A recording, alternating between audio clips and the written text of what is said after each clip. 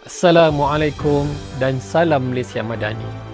Kayu gaharu buah delima jangan diletak di tepi paya.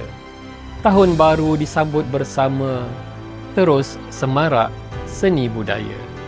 Saya Muhammad Amran bin Muhammad Haris bersama seluruh warga Jabatan Kebudayaan dan Kesenian Negara dengan penuh rasa syukur dan rendah hati ingin merakamkan setinggi-tinggi penghargaan serta ucapan terima kasih yang tidak terhingga kepada semua pihak atas sokongan, kerjasama dan komitmen bersama-sama JKKN sepanjang tahun 2025.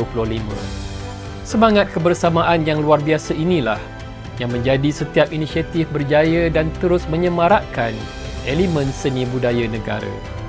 Semoga seni budaya negara terus melakar kejayaan, menjadi kebanggaan bersama rakyat, sekaligus menyemarakkan Tahun Melawat Malaysia 2026.